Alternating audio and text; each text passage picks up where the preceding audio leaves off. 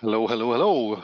Good morning, good afternoon, good evening, depending on where you are on the globe. And welcome back to another exciting episode of the Domino V14 Deep Dive. It's Wednesday again, and what could we do better than diving deep in the Domino business and learning about what's new in the application development space? My name is Thomas Hampel. I'm the product manager for the Domino family. I take care of the Domino server and also take care of application development. But for today's webinar, I invited a person to support me, providing you with the latest and greatest news.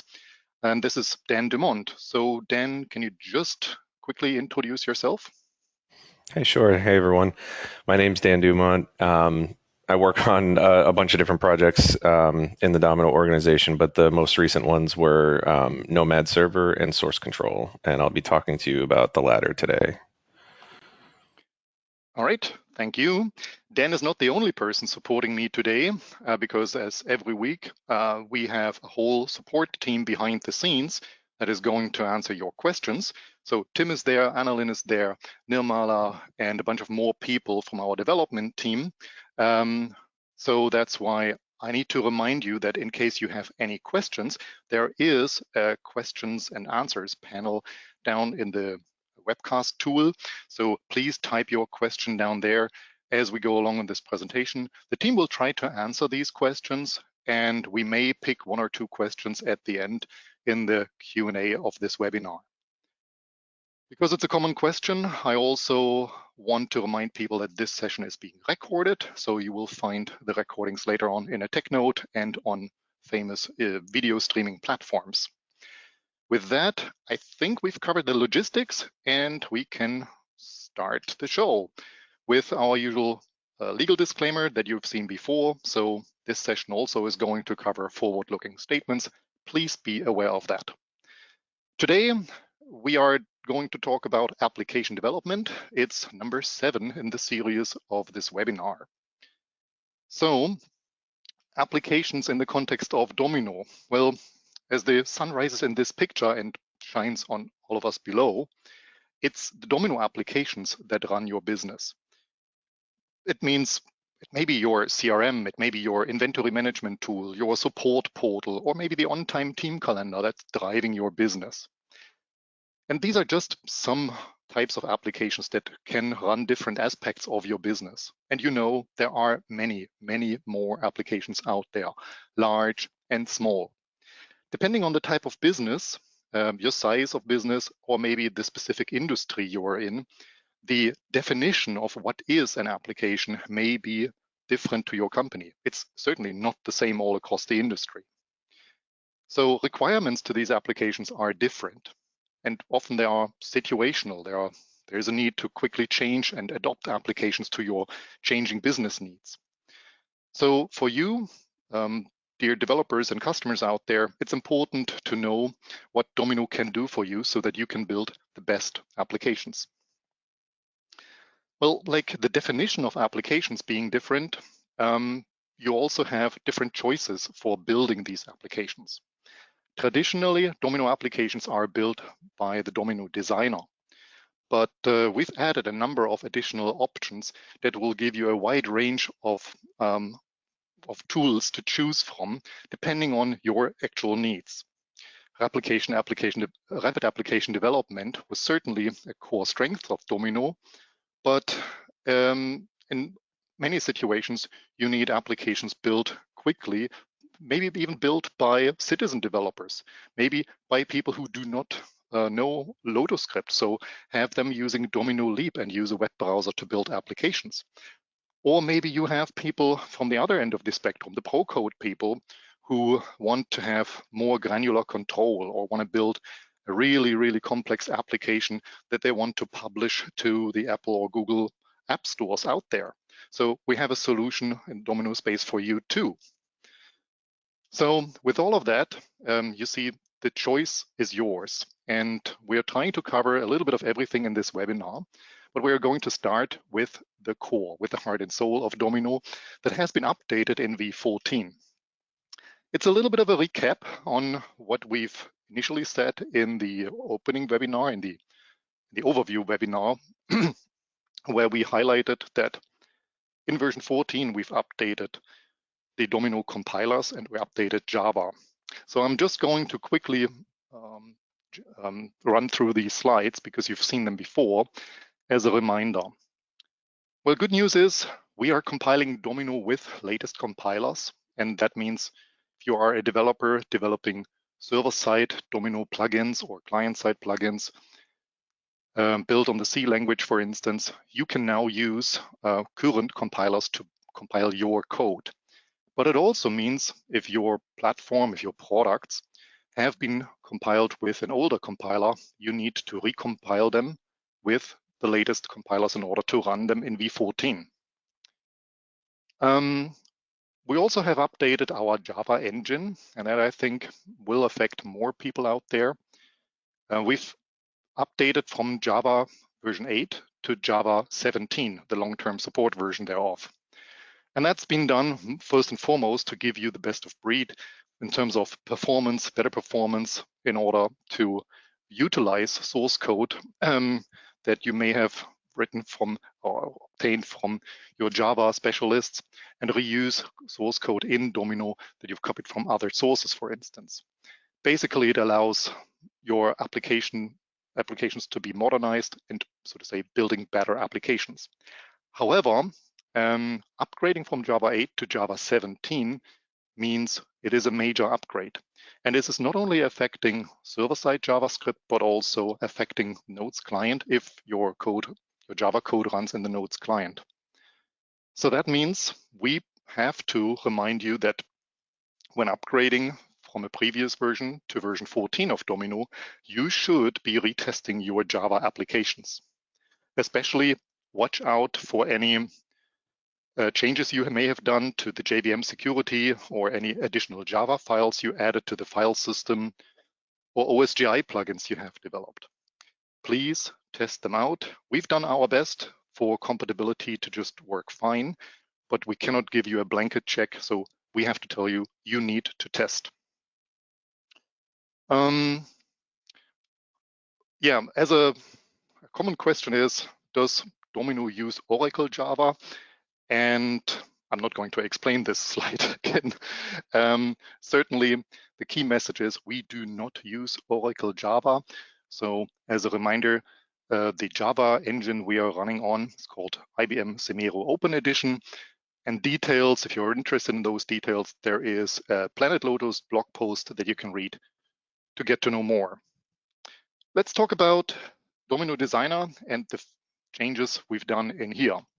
Now, I've mentioned we've upgraded Java to the latest version, to Java 17, and that means you can now build a Domino application and copy-paste source code, Java source code, into your Domino app that adheres to the Java 17 syntax. So, for instance, the code we're pasting here in this example is multi-line strings or index of, char at, and so on. So that's just working nicely now with Java 17 being supported. I also need to say that the Java language itself is evolving even further.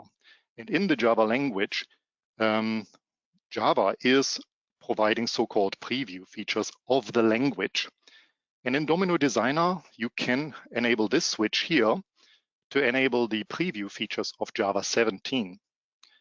So the code that I just pasted in here will just run nicely, but only if that flag has been turned on. That's a little reminder to those Java developers out there. If they want to use these preview features, you need to flip that switch.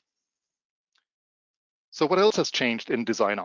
You may have seen it already because you've already tested out Designer version 14.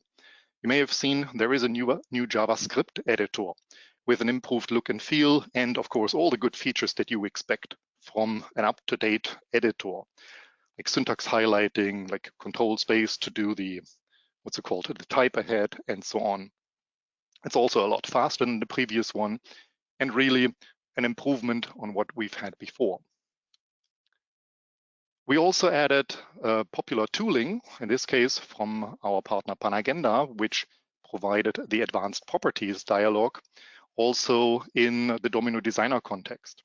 So in Designer, you can now right-click on an item and search for fields and search for data in these design items using the advanced property dialog box, which was a request from you, dear customers out there. So we've done that in V14. All right, so this is all interesting for the designer client that you have installed. But there are situations where you don't have an installed Domino Designer client and you may want to do a small change to an existing application. So what to do in this case? Well, solution is, of course, to use Domino, because in V14 we have integrated HCL Nomad, and with HCL Nomad comes a new feature. Basically, it is the Domino Designer, the basic designer, that's now running in a browser. So you do not need to install this. You just need to open up Nomad. And as you can see here in this demo, I can open up the design of an existing application. Of course, I'll need to have the necessary access rights. And I can edit and update forms, views, agents, or even in this case, Lotus script libraries, and so on. Of course, we also are able to update database resources.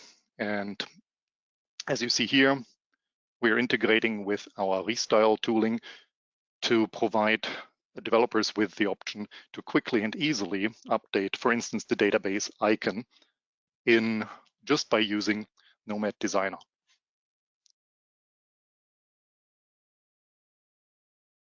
All right, so in short, the designer is now running in the context of Nomad. That means all you need to do is to have Nomad running in your environment. There is no plugin you need to install. There is no extra software you need to download. It's just the Nomad web environment that you need to have running. There is a small star saying version 109 required. Please make sure that you run at least this version or later. With that being installed, you can edit forms, views, agent, Lotus script. I mean, all that what you've just seen. Formula and Lotus script are a given. However, we need to mention that editing Java or web services or X pages will not work. So keep that in mind. There is a webinar that I would like to highlight. I think Tim and the development team are going to run this. It's on the 20th of March, where we are going to talk more about the goodies in the Nomad Designer. So please scan that QR code and register for that webinar if you want to know more about this special feature. Now, these features that we are adding in our product are not something that we just come up with out of the blue sky. They are often built by input from you, from our community. So this input is coming from you through the means of the AHA Ideas portal, or for instance, Domino Idea Jams that we've done last year and the year before. So maybe you've had the opportunity to attend one of those idea jams that took place all around the globe. And you may remember that last year's idea jam, we asked about, last year's Domino jam, we asked about 4 different questions. And one of it was your priorities and your feature requests for the application development side of things. So Tim and me, we were running through the various responses and all the rich input we've got, and correlated this in a global summary. So within the application development space, guess what the highest ranked feature request was for application development? Well, number 2 was update Java. And as you've seen, we've updated Java to version 17, so I considered this done. Number 1, to no surprise, was source control. And you guessed it, we would like to take a closer look at source control in this webinar. So I'm going to turn around to Dan Dumont, who is going to give us some of the background and some of the highlights in the source control that was added, the new source control that was added in Domino Designer V14. Dan, are you still on? Can you? I am here. All right. Tell me when I have to flip slides and already learned from previous webinars that there may be a delay of like 2 seconds between me switching slides and you saying it. Yeah, there's an ocean between us. We'll do the best we Yeah, can. yeah. Okay, so I'd like to start by taking a look at the way the source control feature worked in V12 and earlier, just to catch people up. Um, in order to access source control, Thomas, you can flip the slide if you haven't already.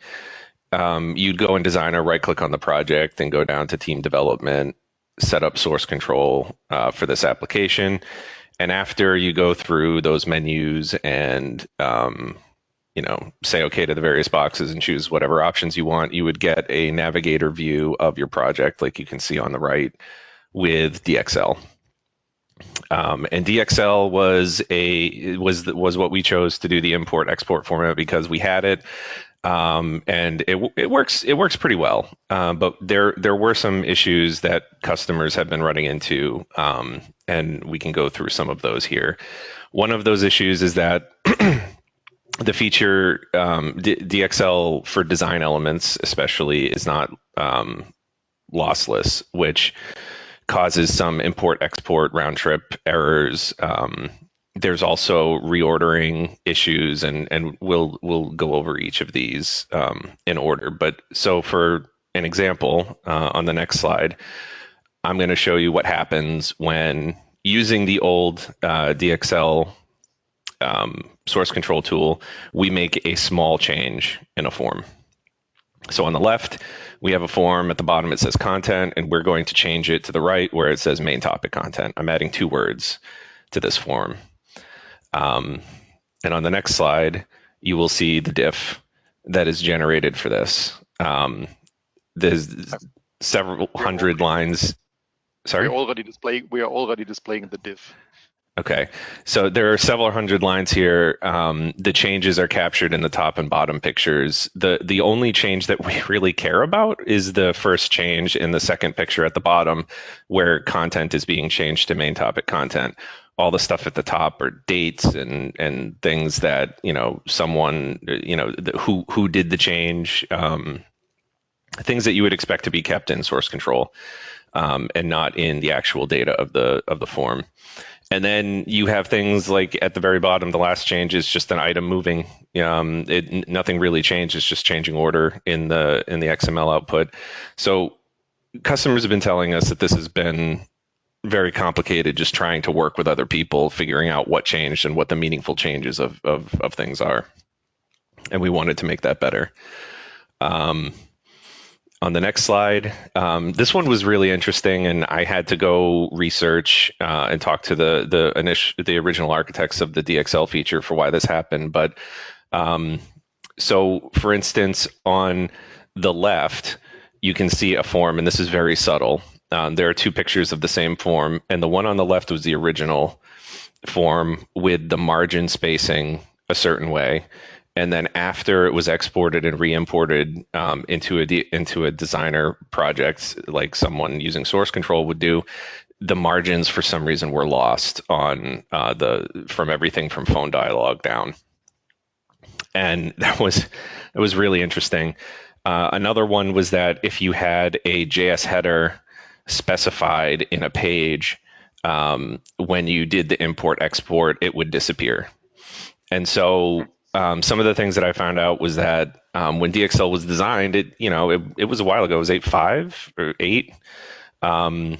And there was a certain feature set in Domino, and they developed all of this, import export stuff for what we had at the time.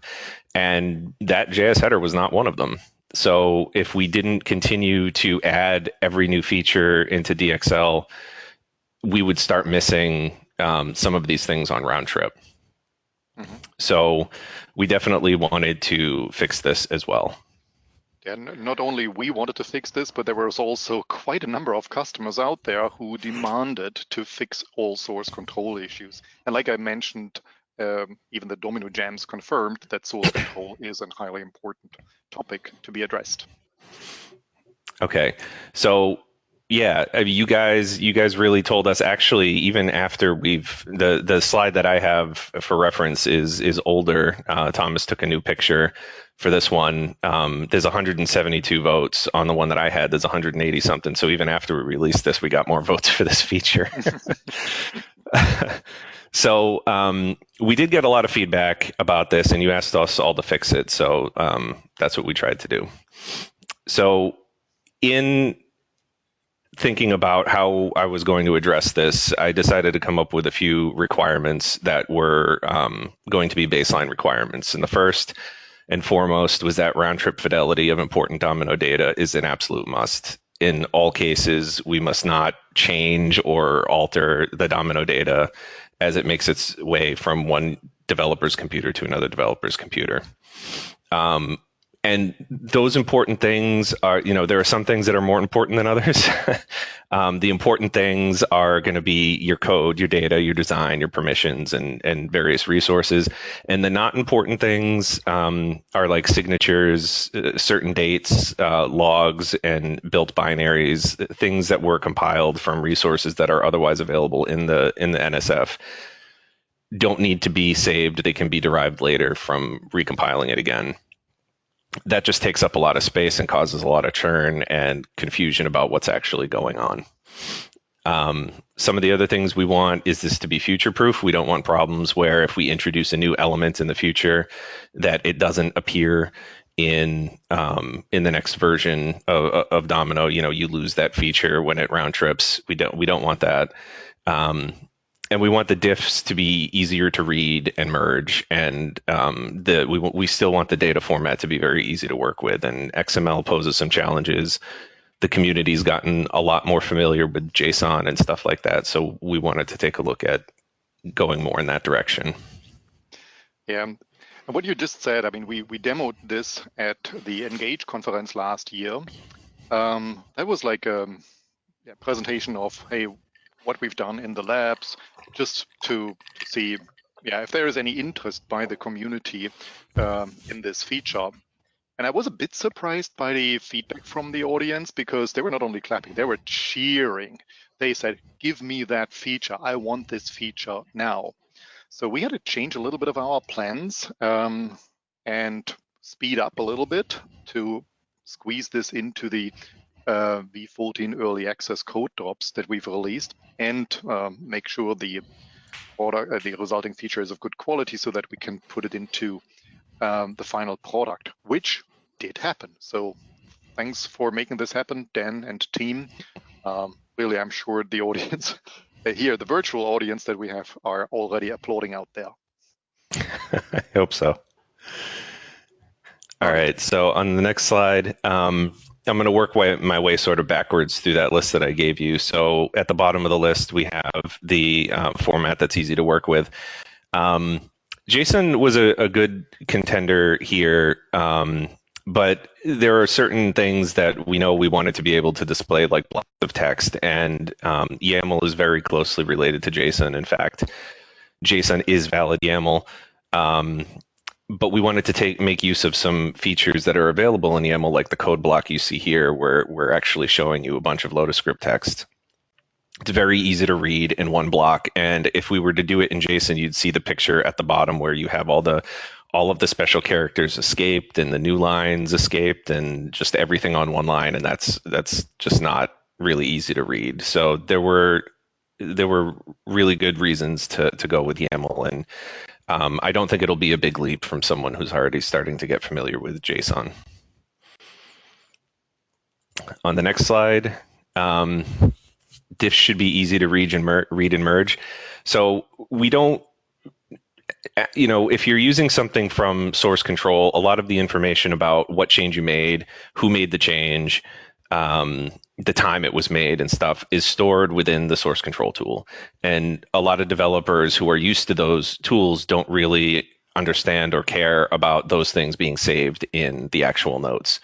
So for things like signatures, which are derived, like, our idea for someone who's going to be using this feature is someone working on a team. And, hopefully we can get this to the point where there's a really smooth CI/CD pipeline that can be introduced. And so, what we're imagining is these builds are coming out by a build machine with an ID that's doing the signing and can make sure everything is signed by, whatever signer ID you want to run. And the signature from an individual developer isn't as important. Who made the change is going to be stored in the source control, and the actual change is going to be in the source, and then the template will be built, signed, and can be delivered. That's our goal for this kind of stuff. Um, and so we don't need to keep the signatures in the actual note. So when something changes and something's signed, you don't need to see that data change, and that's all going to be garbage anyway because it's binary. Um, the binary objects like agents that are compiled or formulas that are compiled can just be recompiled by the source. They don't need to. We don't need to keep that compilation in there. So when you change a formula, you really should only see the text part of the formula change. The binary data that it's associated with should be something that we can leave alone and just derive later. And another thing for readability is we wanted to fix that item moving for no reason. So we tried to, wherever possible in the YAML export, to sort keys consistently, so that objects didn't have keys that just jump around for not being modified. Okay, so future proof. This was a big one, and round trip fidelity. They're sort of related. So what I decided to do with this is that instead of having a binary mode and a text mode like DXL has that's global for the project, I was just going to combine the two. And we're going to start out, when I started the project, everything was binary. So everything was base64 encoded data that, no one could really look at and understand. And as long as we did that, then there would be no future proofing problems. If we don't understand what it is, we know that it's data, we know the size of the data and what the data is, so we export it. And when we need to import it, we import it. And it's exactly the way it was. From that starting point, we can start to unwrap various things to show you, well, okay, this is actually text. And this was actually the first data type that I implemented was a text item. So things like the dollar title can now, instead of just being an opaque binary blob, now you can see the text. And we started doing that. I've I got to know a lot of the Domino innards, and unwrapped a bunch of different types to show some of them, all of the items and some of the more important C data stuff inside of rich text. So regardless, you will see some things that you can see and understand the changes with, but there are still things that are base64 encoded binary data that hopefully we will get to in a prioritized order in the future, improving this tool as we go along. But instead of it not being supported, it's just not easily visible. So bringing that all together, that means before, meaning version 12 and earlier, if you exported your source code to DXL and you compared two different versions of that DXL against each other, you saw that, the diff being really crappy and hard to read. Whereas after, in version 14 and onwards, you get this clean structure and you can really see that only that one line that has changed. So why don't we show this to the audience by playing this demo that you've prepared? Sure. All right. So I'm just going to go through. I'll try to keep the timing to this video, but I'm going to start by making a Git repository to place my template design into. So I have a template. I'm going to go and initialize a repo, and you can see here that there's a Git folder in it now. So I'm going to open my template in Designer. This is my template. I'm going to right click on the template and go to Team Development, Set up Source Control. After I finish exploring all the subfolders.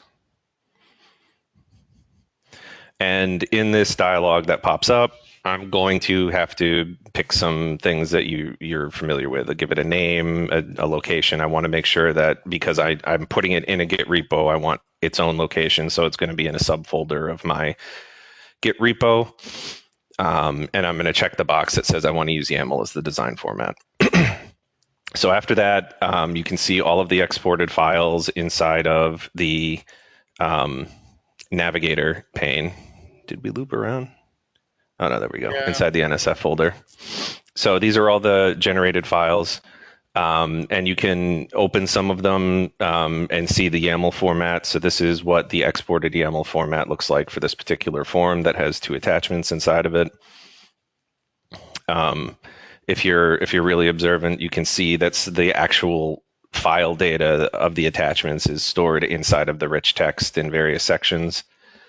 We can also open another form that's just a bunch of different styles and rich text, which would be I think it's that one, and see what that looks like in YAML format and scroll through that. And this one, you can see that we can actually look at some of the text that's buried in the rich text and see it as text right there and a little bit further below as well.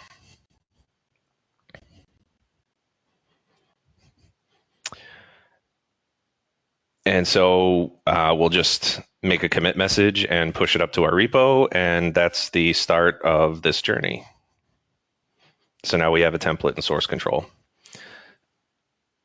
In the next video, I will go over pulling in a change from someone else who has made it in a repository, viewing that change, and then making a change on top of that change.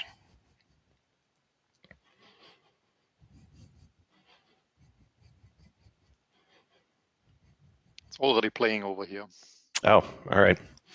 So this is me pulling in a change. I did a git pull, and I can go in VS Code or whatever tool that you're using for Git and look at the actual commit for what was changed. And the second commit in the repository is what was changed. So this file was had a simple line change in a form. So I can synchronize my project with the on disk structure, and I can see that form has the new text inside of that form. Now, if I don't like that and I want to do something else to it, I can make a change right here. And I'll synchronize again with the on disk project to make sure that any change that I have in Designer has gone out to the file system. And then I can look at that change in a source control diff tool, or again, whichever tool you're using. I'm using VS Code here, and I can see the changes that I've made ready to be staged. And that's it. Oh, wow, video's going weird. So I can commit that change and then push it up to the parent repository, and whoever else is working on this with me can also do the same thing that I just did. It's a pretty simple workflow. Um, and so that is it. If there are any questions, I can take some of those now. Well, hold your breath. We have planned a Q&A at the end of this Oh, webinar. There are my still a few apologies. slides that I'll have to squeeze in before we can answer questions. But thank you, Dan, for the background and the demo that you've just done. I'm sure people will have questions. So let me see, where are we on time? Still have a few minutes. That's good because I can also focus your attention on other improvements we've done beyond the source control feature Dan just showed. Dan, you were using Git as a source control platform, and I think you don't have to be a pro code developer to use Git. But amongst the audience, I'm sure there are pro code developers who may want to develop applications on other languages, other interfaces, maybe third-party platforms to interface with Domino. And for that, certainly the Domino REST APIs are worth taking a look at. No, we are not going to do a demo of the REST APIs here. I just wanted to mention that this is yet another interesting feature that was added to the platform. There was a webinar that just took place, the Domino REST API from an admin perspective, an OpenNTF webinar. I think it was a week or two ago. There is a replay link down there and a QR code. So if you're interested in this pro code space and especially in REST APIs and how to use them in the context of Domino, then please take a look at this video. So certainly applications that are, when these applications are developed, when they are ready, and when they go live, what you should consider is putting them onto our new Domino marketplace. Especially applications that are generic enough to be reused at another customer, at another industry maybe, they deserve a spotlight. In January, we've launched our Domino marketplace, and since then it gained quite a lot of popularity. So applications that are listed there are examples of what you can use Domino for. These are ready-to-use business applications. Some of them free of charge, some of them are commercial applications. But if you have such an application in your portfolio, then please consider going to that website and clicking that little icon to the top right, clicking on Submit Content, which will present a small form where you say what's the name of your application, and you can upload some pictures and a small description, and we will promote your application. So really good for developers because they get more attention for the work they've done, and also good for customers because they see all the cool applications that exist out there. So thanks for that part, but I don't want to conclude the webinar with a Q&A just yet because I think Tim and me are owing the audience a comeback, because there was something, Tim, if you're there was something in the overview webinar that we've done that didn't quite work out when we did the demo. Tim, are you there? Yeah, I'm here, Thomas. Okay. So we remember, Tim, in the first session we did, we told the audience that Domino V14, especially the CCB license, now includes Domino Leap, a web-based application development platform on Domino. And with a CCB license, you can build 5 applications free of charge. And we built a survey application for the first webinar and wanted to show it live, but realized that we did put it on the wrong server, a server that wasn't exposed to the internet. We'd like to correct. Don't blame yourself, Thomas. It was my fault. Right? I put it on the wrong server. You already did an HCL login to get to. So we decided to move it, but that was easy because you can export from Domino Leap to an XML file actually, and then import it into another server, and it works just fine. So we moved it really, really quick, but we didn't tell anyone where it was. And this is what we'd like to fix. But I think there's more that we need to fix, because since the first show, we had a few webinars that took place, and maybe we want to expand the form to also collect feedback and collect your vote on how you like the webinar. So want to show how this was done, Tim? Yeah, of course, Thomas. Play the video. And when I see it, because I've been a few seconds behind you, as you said to Dan, I don't see it yet. It started already. I'm sure it has. Here it comes. Right. So I can see it now. So yeah. So what we did is we took our existing Domino Leap app, and we decided that we wanted to ask you how you felt each of the webinars was. So what we did is we added to that survey question there and added all 7 of them in. Then we decided we're going to do some more stuff with this survey. So we're going to add in now, if you'd like to add any more comments, and then we're adding here, it's coming through really slow, Thomas. If you'd like to have us email you about any of the topics that you've seen in the webinar series at all.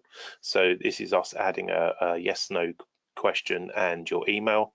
And then what we decided to do is make the email only show if you've selected yes in the previous question, which is on by default. So we're going to make it show, and we're going to make it required if the previous question is set to yes.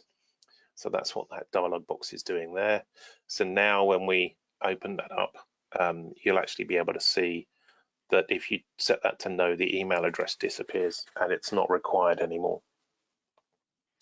Then we decided to ask if you wanted to see some further surveys. So we've got a notes client survey out there that we'd really love people to answer. And then obviously Thomas's admin survey that's been gathering awesome data from everyone who runs a Domino environment for a few months now.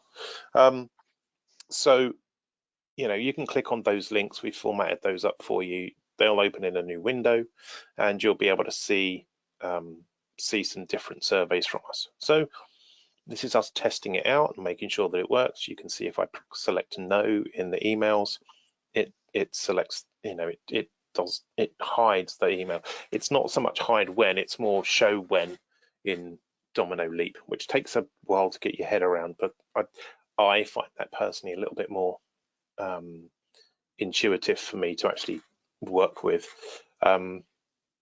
So now what we're going to do is, Thomas said, oh, that's all good. And this, this is a recording and I've shortened it down. This is a recording of Thomas and I having a discussion. And it was about 15 to 20 minutes long. So I've trimmed this all down. But then we decided that we wanted to ask you if you wanted more webinars. And if you want more webinars, tell us, what you'd like to see. And then, I think we formatted this a little bit more and then created the URL. Now we've created a short URL, so you won't need to remember that one. And then I've managed to submit one of the forms there brilliantly. Great, so now I can see that we've, submitted that data. Is this actually going to catch up? Yeah, there you go. You instructed, you told people what option to click on, right? Yeah, so don't forget to click on awesome, right? But, please let us know via this short URL that should be coming up now. And here we go. What you've thought of the webinar series, and that's simple development. And you will have seen that we've done some good stuff in there. A little bit of trickery with show if this is true, and 0 lines of code that I've written because I'm an admin. I'll be honest, I'm not a developer, and yet I can create business ready simple apps and surveys using Domino Leap, right? And I solve business problems inside our business, HCL, and inside our PM team by creating small Domino Leap apps that everyone can use. Now, if I were to try and do that in Notes and Domino in Designer, it would take me, because I'm not a developer, way too long, but I can do it really fast. And hopefully you will try that out for yourselves and create 5 apps that help your business if you're a CCB customer. So Thomas, that kind of ends my Domino Leap demo. Thanks for that, of course. We're displaying a QR code here, so you are now requested to take your smartphone, scan that QR code, or navigate to the URL that's displayed below and fill out the survey, because we would like to know what you thought of this series of webinars and what you liked and what we can improve to provide best service for you. I have 1 or 2 more slides, so we will bring back the QR code when we start the Q&A. But I just wanted to mention that in this webinar, which is all about application development, where you can get additional resources, or where you can connect to other developers. So what sites to navigate if you are a developer. I mentioned OpenNTF a couple of times throughout the webinar, simply because they're doing an awesome job with keeping up with questions from the community. They're helping out each other. They're doing webinars on their own on certain topics, but really worth mentioning is the Discord channel they are operating, because this one contains a couple of channels for application development related topics, such as generic or Java X pages, or like shown here on the right-hand side, the Domino REST API channel that you can just tap into, ask your question, and I'm sure there is always someone available to answer your question. They are also doing a so-called repair cafe that's organized from within the Discord channel, where customers, developers, and so on can join a meeting and present a certain problem or an issue, and the community will do their best to fix that. Also, in terms of community, HCL is operating a number of community forums, with mentioning our support forum here, where, of course, your development-related questions will be answered.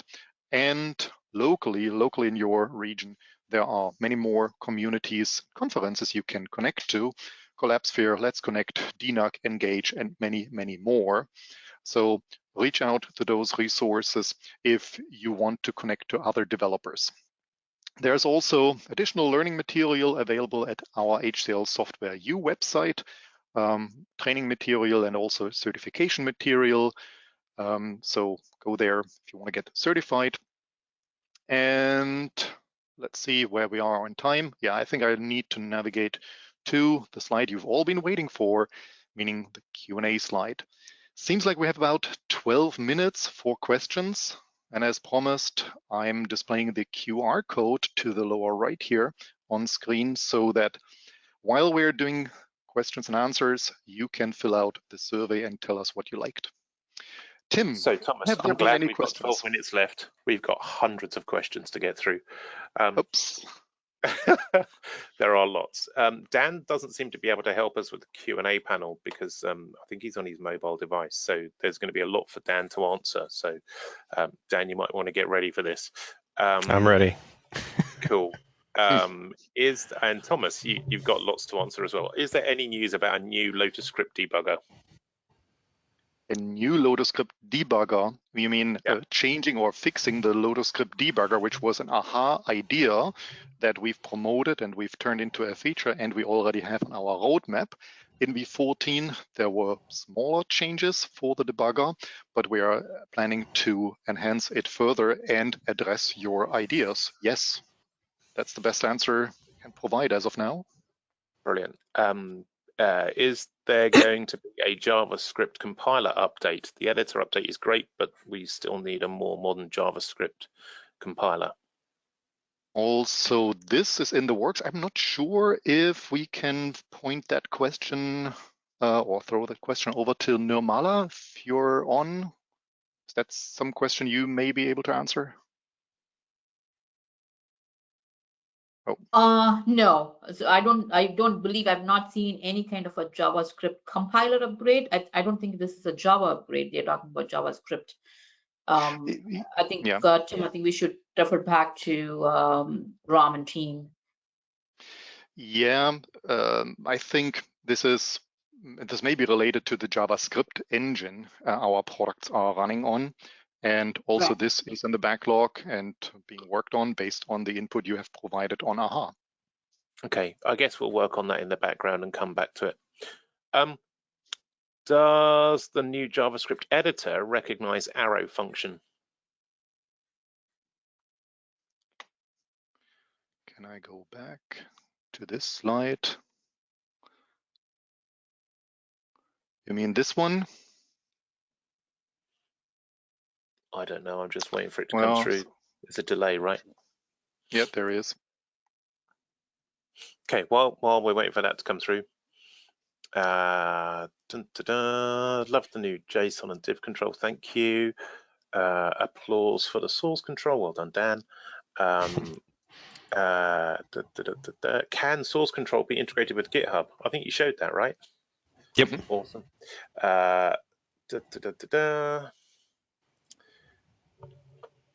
Is there any work being done with rich text items? I've noticed that in the past that copy and pasting in rich text fields doesn't transfer a true copy into where it's being pasted.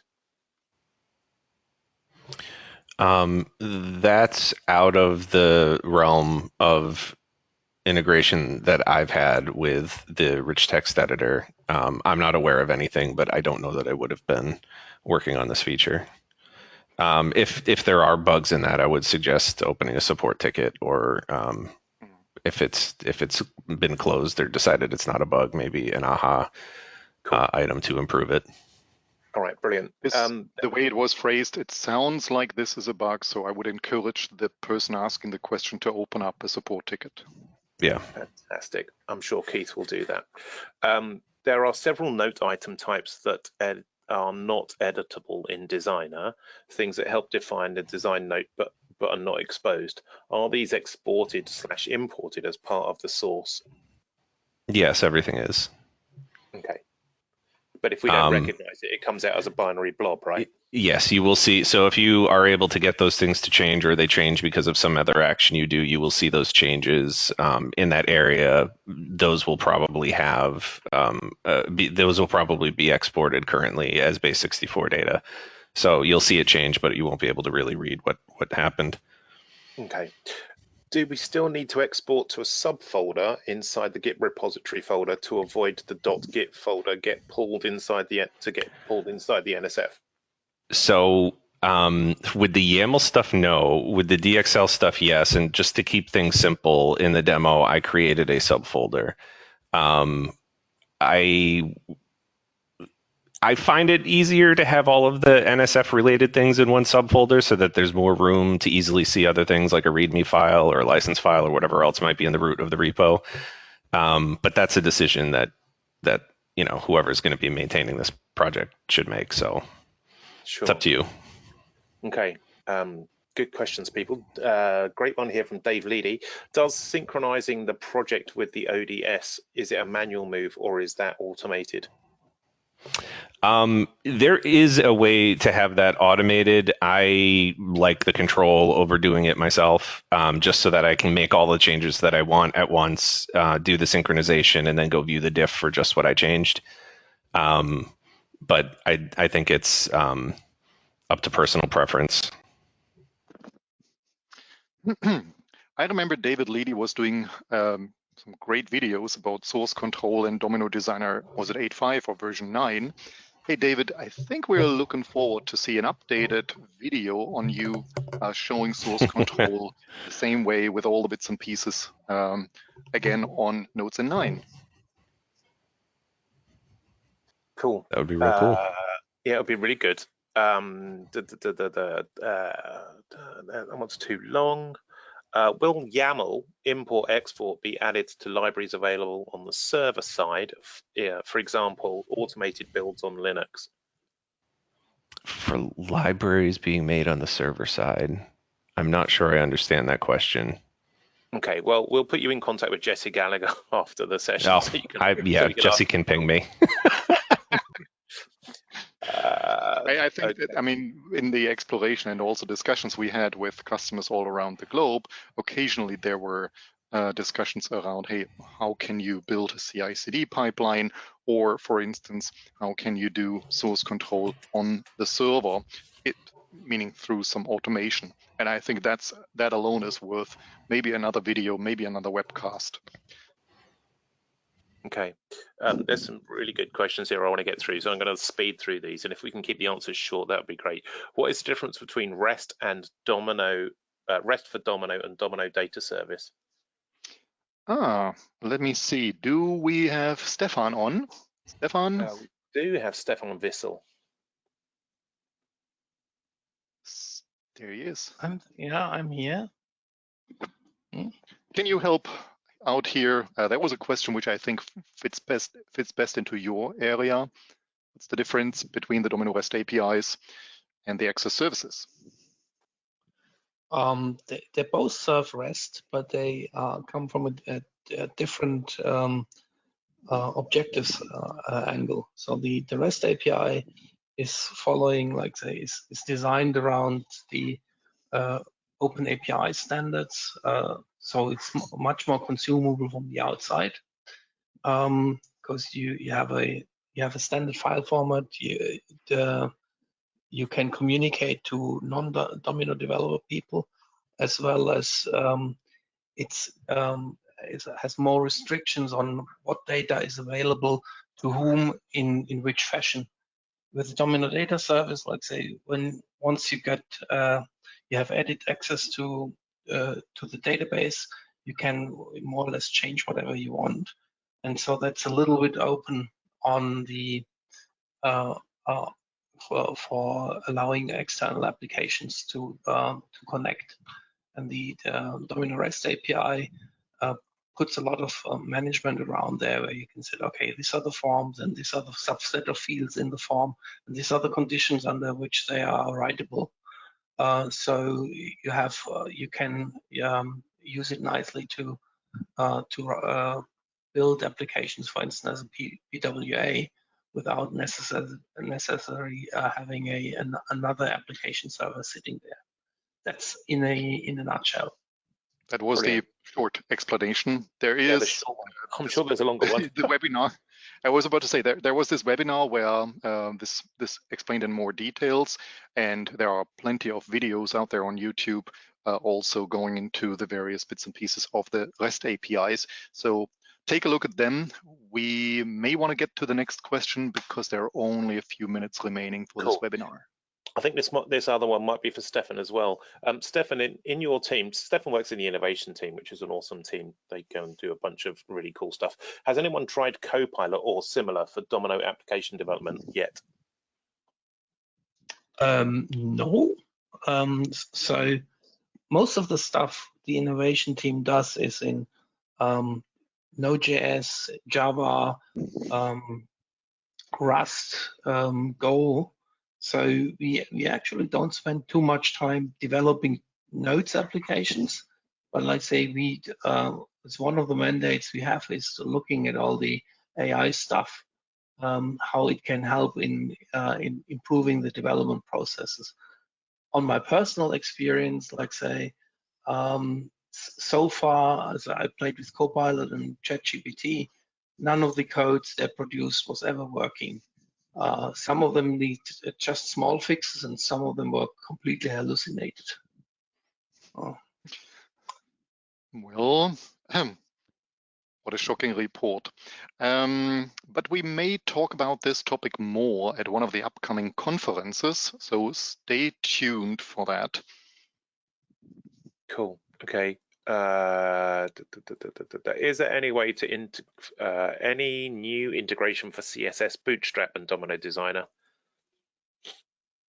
There is plans to update CSS Bootstrap to more current versions. Yes, that's correct. Cool. Good. Somebody else is voting for Domino's for David's notes in 9 videos to come back. And I think we'll take a last question here.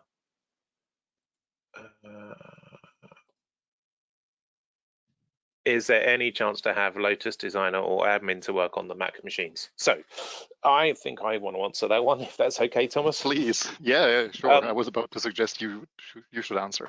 So for Lotus Designer, the idea is that you start, if you need to do it on a Mac, you do Nomad Designer in the web browser. And we know that that's not, what some people might consider the full stack of Domino Designer. But right now, that's the start that we've got, and we'll go with that for now. And similarly for admin, go back and take a look at the Admin Central webinar in this series, because that's our start into making sure that the admin tasks are all available from any client. And I really mean any client, an iPad sat on the sofa watching the Formula One on a Sunday afternoon, all the way through to Windows, or anything that can run a notes app, so Nomad running anywhere. You can do everything you need to inside the Admin Central database. So yes, we're trying to get there for any client for admin, and we're starting down the road for designer by starting with Nomad Designer. So you will see that we're trying to get to every client, and that's the way we're going to do it. Mm-hmm. And with that, I think we're out of time, Thomas. Unfortunately, we are. As you said, there were plenty of more questions, and those have been captured. We will try to get back to you. We'll summarize them and release a tech note with not only the replay of this webinar, but also the slide decks and also the Q&A sessions. I think I want to conclude the webinar with shoot out to the upcoming conference, the Engage conference. So if you are based in Europe or might want to visit Belgium in April, Engage is a cool conference to attend. It's a 2-day conference. I'm sure you've heard of it. And it's taking place in Antwerp this time. Not only will Tim and me be there, but also a bunch of other HCLers, customers, business partners that all tell their stories. And certainly the organizers have been doing a great job at scheduling this event to take place at an awesome venue. So mark the dates, April 22nd to April 24th, and come to Belgium if you can. With that, I'd like to thank you all for attending this webinar. Special thanks to my co-speaker, Dan Dumont, and to all the supporters behind the scenes. First and foremost, Nirmala, Annalyn, Tim, Stefan, and so on and so on.